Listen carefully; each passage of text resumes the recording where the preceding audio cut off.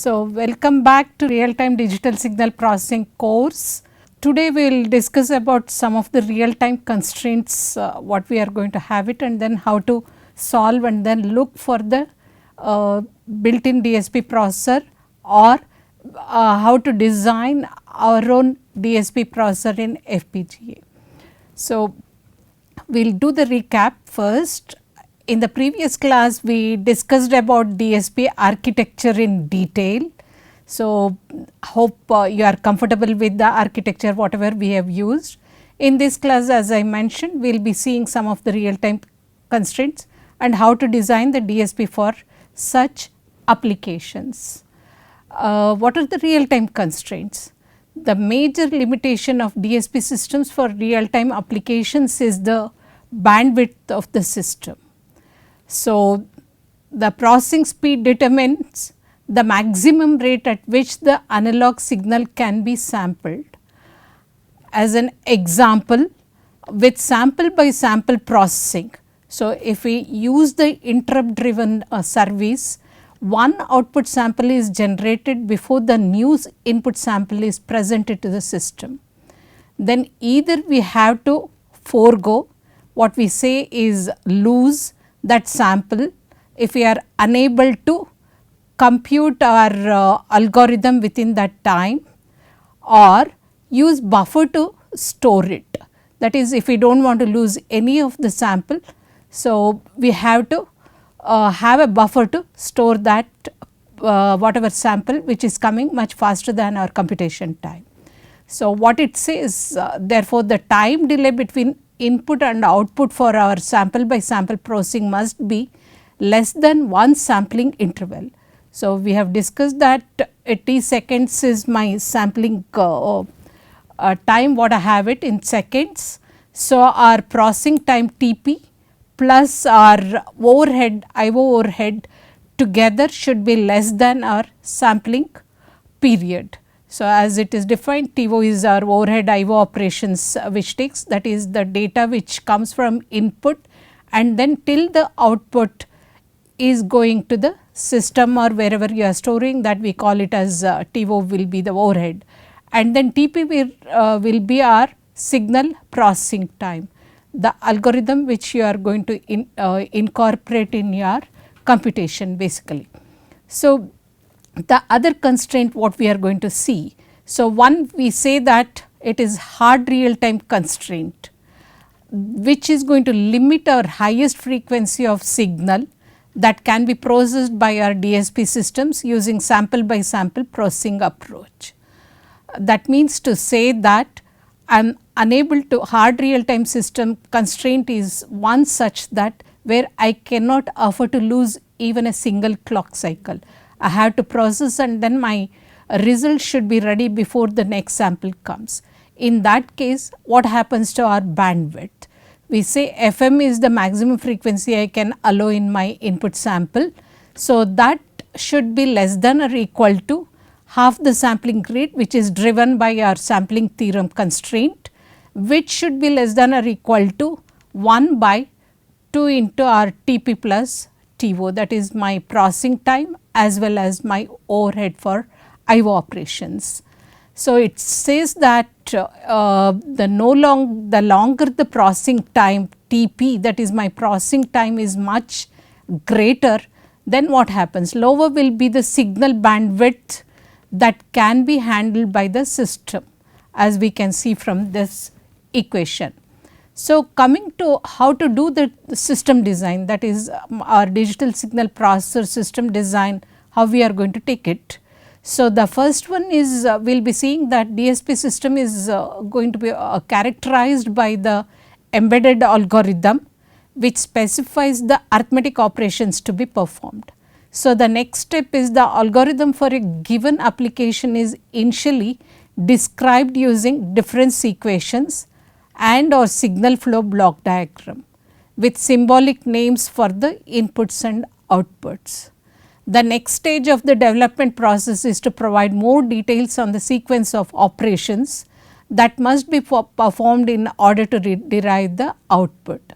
So, there are two methods which characterize the sequence of operations in a program. One is using the flow charts or structured descriptions one can give it. So, in this case you will be giving the structured description, it derived from your application. For whichever application you are designing your processor, you will be specifying that, and then you have to consider all the system specifications in this case. Then you will be going for the algorithm development, and then initially we will be doing the simulation, so that all our algorithm is working correctly. Then we will be seeing that which DSP processor I have to select or which DSP processor I have to design if I am using the FPGA. Then we will be coming for the software architecture, how to steer this hardware, or I can generate my hardware schematic and then I can generate the hardware prototype here. Then in the software side we will be seeing that I have to do the coding and then debugging. So, that the complete system is working, as nowadays we will be seeing that hardware and then software co-design is the popular one in the present scenario. So, both of them will be going hand in hand if it is possible, otherwise we have to do them separately and then merge here in the integration system here.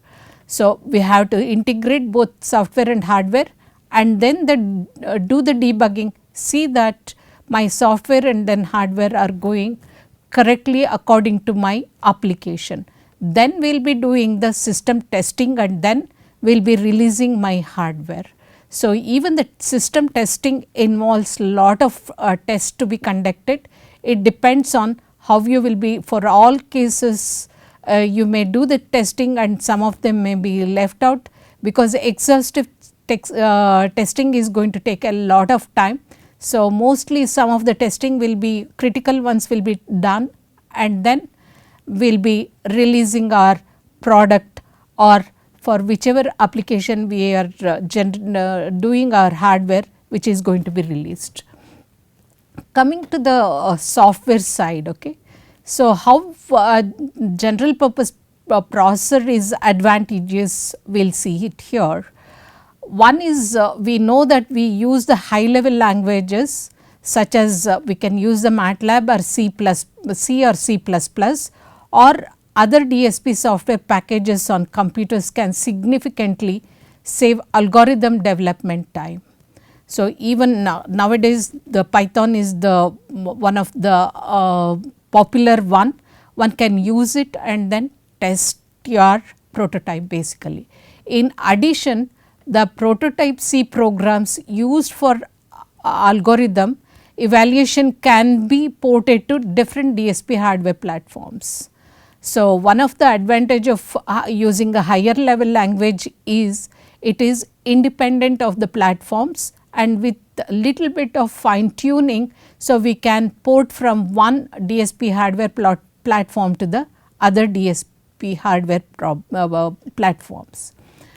And then the other one is it is easier to debug and modify high level language programs to computers using integrated software development tools. As an example, you are seeing the DSP algorithm which is there. I can specify either in MATLAB or using C or C++, and then this is the DSP software what we will be using it, and data inputs for this software which will be coming from the external ADC or any other computers, what you can take it as an input, and you will be storing it in the data file. And then you perform your software operations and see if you are meeting all your requirements for that particular algorithm.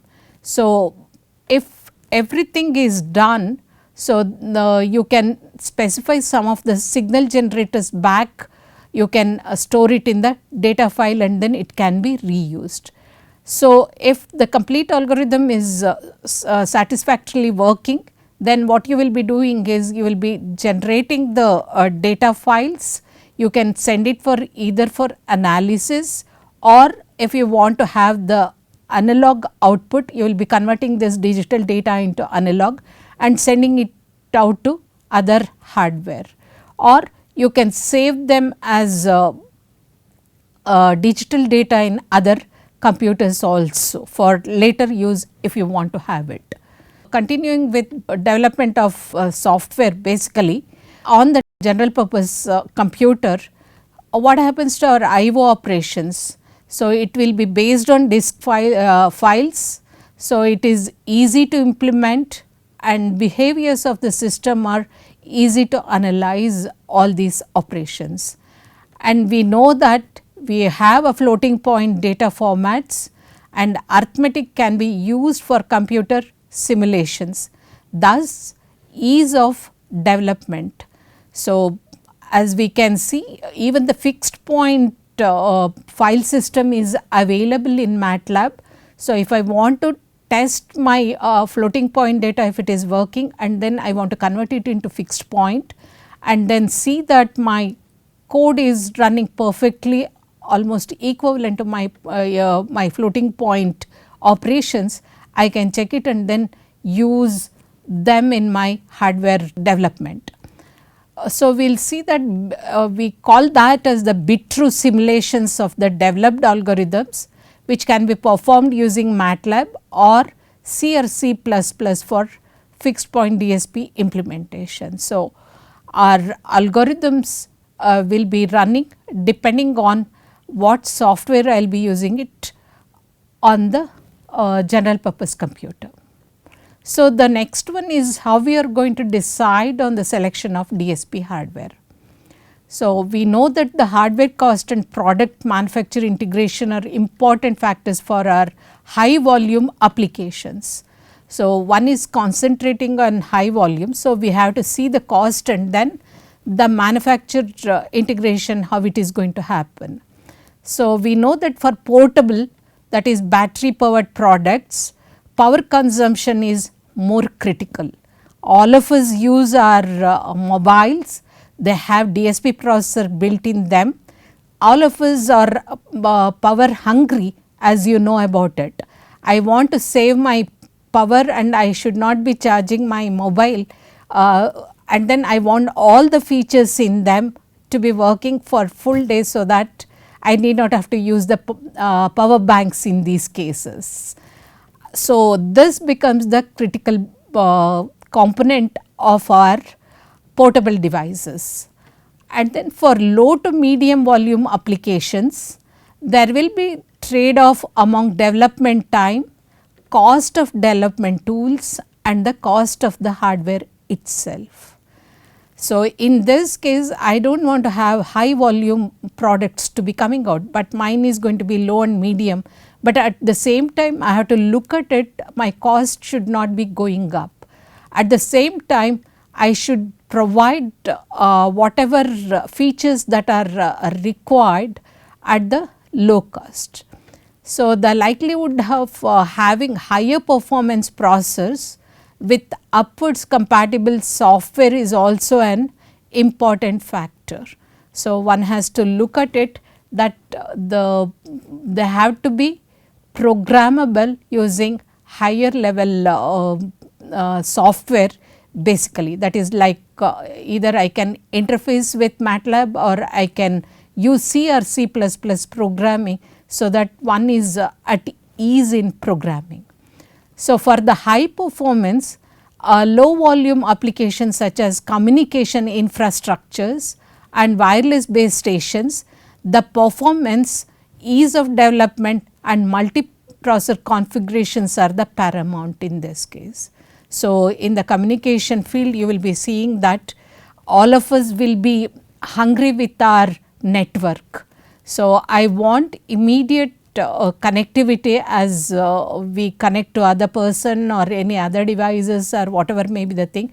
I do not want to lose my time in that. So, that way we say that this becomes the performance becomes the paramount in that, and even the development of that and how we will be using the multiprocessor in those cases. I have to increase my hardware and then the cost may little go up, but try to see that we try to keep the cost also at a low whatever possible. Continuing with the hardware selection.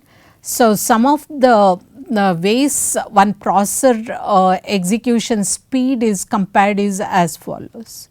So, usually we say it is MIPS, that is million of instructions per second, how much the processor is doing it, or we say MOPS, it is millions of operations per second. Otherwise, it is going to be millions of floating point operations per second, we call it as megaflops basically, or the clock rate should be in the megahertz range what we want it, or in terms of my multiply and accumulate, I should be able to do millions of them, that is max what we will define. So, these are the earlier comparisons one used to make it, but nowadays any of the DSP processor, if you go to Berkeley site actually, you will be seeing how the processor are going to be tested. It is based on the application. Previous to application, it was on the algorithms, whether you want to run the filter algorithm or discrete Fourier transform, what you want to run it, or any other adaptive filter applications wise, basically that is algorithm wise the testing used to be done, because each one will not have the same hardware built in, but how well they react to these algorithms was getting tested. So, but later on they found that even the algorithm level is not sufficient, it is in the application level one is going to test that how fast these applications can run in their hardware. So, you can go to the Berkeley website and then see that how the processors are tested for their operations. In addition to these low level, actually we need other metrics to be considered, that is we call it as milliwatts. So, you will be seeing that power consumption always have to be in milliwatt for measuring what are the things, power consumption, that is MIPS per milliwatt what we will call it, instead of instructions per second I want to consume based on my power, or MIPS per dollar also. So, you will be seeing the cost is also coming into picture. So, these numbers provide a simple indication of performance, power and price for the given applications. So, depending on it you will be deciding on your hardware. So, how we will do the selection of the DSP hardware, we will continue with the thing. So, we have number of DSP applications along with the relative importance for performance, price and then power consumption as we have already said. So, which is given in this table. So, for handheld devices that the primary concern is power efficiency. However, the main criterion for the communication infrastructure is performance. So, these are the one low end to the high end what you will be traversing here. So, the first application we will be considering as the audio receiver. So, the performance what we want is 1 and price should be medium and power consumption should be low. So, you will be seeing the rating is 1 to 3, 1 being the most important one and 3 is the lowest one. So, we want to have a low power consumption in this. So, we have know that hearing aid have DSP processor. So, what is the constraint in this? The performance is what we are claiming is medium and then my price has to be very low and power consumption can be little more what we say. But still most of the cases that is power consumption has to be very low in this case because one person will be wearing it. So, if it is a middle class or low class family who is using the hearing aid, so you can see that the battery that they have to replace in a day or in a week or in a month, what you will be calculating it. So, the next one now I think MP3 players are getting outdated, but they are more important earlier days for all our music and other things. Now, because of the mobile, all the players are available for us in the mobile system itself. So, in this case what we say is the performance is not such criteria, and then price has to be as minimum as possible. It is very important. Then power consumption is in between, because it is not being used continuously. So, we can take it that it can have a power consumption of medium rate. Coming with the portable video recorder, one uses the thing. So, which has to have the middle performance, what we call it, and then the price has to be minimum, and then our power consumption has to be a little more or whatever. So, desktop computer, we know that performance is the critical part of it, and then price is a middle what we compare, and then power consumption, because it is connected to the mains basically. So, not much botheration in this case. So, you will be seeing like that notebook or cell phone handset, and then last one is cellular base station, which is power hungry for your computation. So, we say the performance rating is 1, and then price is 2, and then your power consumption is going to be 3. So, that is how we have the list says that how the DSP applications with relative importance rating in this table. Coming to the processor selection. So, when processing speed is a premium, the only valid comparison between processor is on an execution time must be compared. How fast? Because I need the algorithm or application running at utmost speed. So, then I have to see that how execution of my algorithm is going to have it being done in my processor. Other important factors are memory usage and on chip peripheral devices such as on chip converters and IO interfaces. So, some of the cases, as we say that memory usage is very much, you will be seeing that our portable device, like I will be giving example of our mobile always. What we want is the memory usage, we want to have there is no end for asking for more memory every time. So, whatever memory you want to add on with other devices, or try to save it in some place, or in your cloud, or whatever you will be doing the thing if it is overflowing. And then whether can I have on chip peripheral devices. So, in the mobile itself, what are the things I need it? I have to answer my call, I want to see my movie, I want to listen to my music, and then what else? Lot of applications what I need it. So, you will be seeing lot of WhatsApp messages, so many peripherals which are connected to this device, what you can have it. And then I need on chip converters also, because you will be seeing that we have different network providers. How will I be switching from one vendor to the other one? If I have a BSNL SIM or what I will call it as Airtel SIM. So, both are incorporated in the same mobile, I should be able to change, or I must be able to have converters for me to change from one vendor to the other one. So, these are the important ones. Next one, in addition to this, we need full set of development tools and support listed as follows are important for digital signal processor. Why do we need the tools? Because we are in the development stage. So, we have to see that our algorithm is going to run, and then our application is met, and then all the testing is done. So, these are the capabilities that development tools should have. The first one we will say is the software development tools such as C compilers, assemblers, linkers, debuggers and simulators. This is C compilers, we know that it is the higher software what I need it.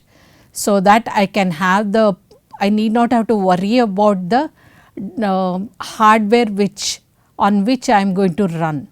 The next one is assemblers, because all DSP processors, we say that assembler is equivalent almost our machine coding. So, they usually we do C to assembly conversion, or one can do the programming written in assembly language itself. So, disadvantage of assembly language is it is particular to one of the hardware, and this is not portable. So, one person who is writing the code or software should be knowing the in and out of the hardware or the architecture, so that he is going to use them in a better way. The other one is linkers, because I will be using some of the libraries which are present, because or if I develop my own library, I must be able to save them or combine them, so that I will be working on it. So, it will be linking all the files, and then next is debuggers. So, this is one of the important thing, because if I have done a mistake or if it is not running based on my intuition, then how I am going to do the debugging and see where it is getting stuck or it is taking more time, so that that part of the code whether I can optimize on it. And why do we need the simulators? Because I will not be able to go and buy all the DSP process for my applications. So, I have to see that whether it is going to run on this platform. So, if I have a simulator, I can simulate and then check if it is doing the performance in this particular DSP processor, then I can go and then buy and then install the thing, or this chip is suitable for me. That is what I can say. If it is not possible, then I have to try other vendors, or I have to design my own algorithm. Once I have tested it that it is working, then I can go for my own design in FPGA or VLSI. The commercially available DSP boards for software development and testing before the target DSP hardware is available. That is one of the criteria what we are looking at. The other one is hardware testing tools such as in-circuit emulators and logic analyzers should be able to pinpoint where the error is coming from. The other one is development assistant such as application notes and DSP function libraries and application libraries, data books, low cost prototyping and so on are the criteria for the processor selection. Coming to the software development, we have there are 4 common measures for of a good DSP software. What are they? The first one is what we call it as reliability. The reliable program is one that seldom or we say never fails. So, that is what one of the thing. So, you will be seeing that Google never goes down or whatever may be the thing, or you can say that it has gone down in once in 20 years or what you call it. I think you will be seeing even the banking system, you will be seeing that whenever they are doing the updation or something like that, it goes down for 1 or 2 hours, that is what you will be getting the message. But we do not want this basically happen or seldom what we call it. The next one is the maintainability. Since most programs will occasionally fail, we know that although it has been considered, you can think of 2000 case, nobody had considered that our computers will sustain so many years. So, all of them Y2K problem. So, you know that how everybody has to go and then redo their checking and then redesigning all their software and other things to take care of beyond 2000 and beyond.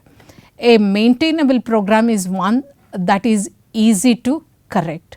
So, that is what the thing what one needs it, so that I can modify it, so that I can maintain whenever I want to change some of the things which I have found out that it has got error in it. The other one is extensibility. When do we say that program is extensible? That is from one platform to the other platform I can extend it. So, whenever the requirement changes also I can easily modify that, so that the extension of the program is easy in that case. The other one is efficiency, that is a good DSP program often contains many small functions with only one purpose, which can be easily reduced by other programs for different purposes. That is what we call it as efficiency. Coming further with the software development, we know that hardware and software design can be conducted at the same time for a given DSP application. That is what I discussed when we are doing the DSP system design.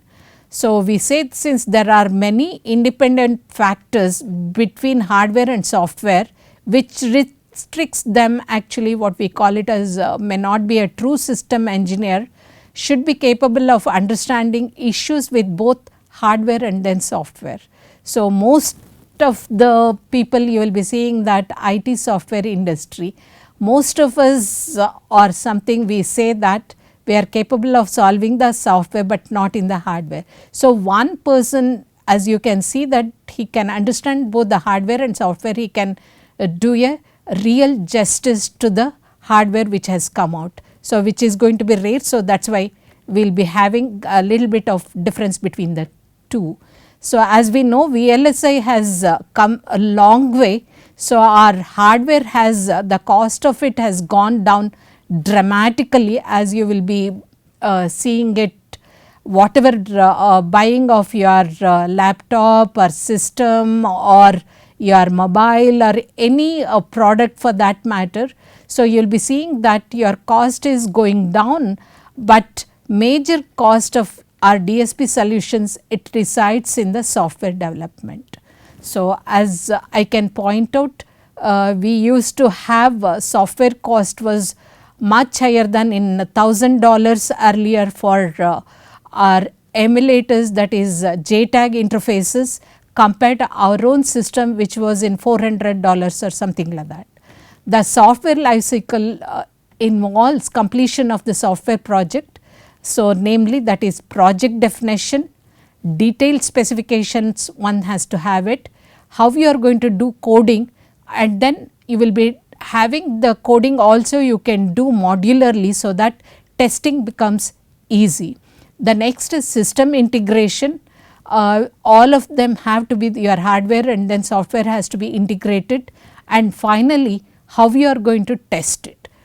And later on you will be seeing that your product software maintenance is one of the important criteria in your software development. So, continuing with this, maintenance is a significant part of the cost for DSP systems. How we are going to do that? What are the things that are there in maintenance? Basically, one is enhancing the software functions, fixing errors identified as the software is used. As you will be seeing, even in your mobile you will be getting updates for your software. So, from one stage to the other one, within 1 year you may be having multiple software updation which is going to come. So, you should be able to have more functions incorporated, and then if there are bugs in the earlier cases, how you have rectified, and then identification, and then how you will be updating them in your next software, and then modifying the software to work with new hardware and then software. So, you will be seeing that iPhone has its own operating system, whereas Android has its own operating system, but the devices may be from different vendors basically. So, how the Android platforms will be having the same software which is running on different platform. So, it is important to use meaningful variable names in source code and do document programs thoroughly with the titles and comment statements, because this greatly simplifies the task of software maintenance. It is not just writing and then leaving it like or solving our own problem or a math problem. We have to document how it has been done. So, it will be easy for someone else to take over and then continue from that, so that it need not have to be repeated. So, the specifications for the software include the basic algorithm and task description and how much of memory I need it, and constraints on the program size, execution and time, and then so on, what you can keep on including it. These are the major ones. Rest of it will be coming as and when you will be developing it. So, the next one in the software development is we have to thoroughly review specifications to catch the mistakes even before the code has been written and prevent potential code changes at system integration stage. This becomes a little cumbersome, so it is better to see that all the errors are fixed much earlier. And as always I mention to students, nowadays people won't write their flow diagram. They directly go and then implement their algorithm in the software or whatever, and then it becomes little tough to see that where the error has occurred. If a flow diagram is prepared, okay, it will help in design tool to adapt at any stage. So, which flow has gone bad, whether I am flowing in the right direction or wrong direction, I will be knowing about it. And writing and testing DSP code is highly interactive process. One has to discuss and then do the thing. So, with the use of integrated software development tools, we call it as the IDE tool, that includes simulators or evaluation boards. Code may be tested regularly as it is written. So, we will be seeing this, how we will be using the software exclusively in our DSK boards, how we will be testing how the input is coming, how the output is going, how our algorithm is running, we will be looking into that. And writing code in modules, as I have already mentioned, or sections can help this process, because debugging becomes easier. Which part of the section or module is not working, so we can go back and then fix that, and input and output to those modules are coming correctly or not. So, coming to the comparison, we know that already we said we have different programming parts of it. So, one of the DSP processor popular one in the earlier 80s and 90s was assembly programming. So, it is, as I have already mentioned, it is equivalent to machine code actually used by the processor, and this gives engineers full control of processor functions and resources, thus resulting in the most efficient program for mapping the algorithm by hand. This is the disadvantage, what I have to say, very time consuming, because you should understand how one assembly programming runs, and laborious task it is going to be, especially for today's highly parallel processor architectures and then complicated DSP algorithms. It becomes an hindrance. So, it is better to go, we will come to the mixed C and assembly in a while. Okay. What is the advantage of C programming? We know that it is software development, upgrading and then maintenance is easy, and machine code is generated by the C compiler in this case. Often what happens in this case, it is inefficient in both processing speed as well as memory usage, which will be much more. We will see this in a in the lab. I will demonstrate how you can compare between just one addition, what is going to happen. Whereas I can use both C and then assembly, and then where I am going to use, we will see the thing.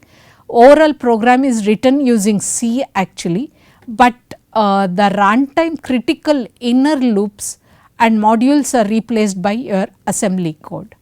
So, routine may be called as a function, or intrinsics we call it, or inline coded into the C program. So, you will be having the library of hand optimized functions may be built up and then brought into your code when required. So, coming to other development tools, we know that either signal analysis or filtering, what we will be doing in the DSP operations.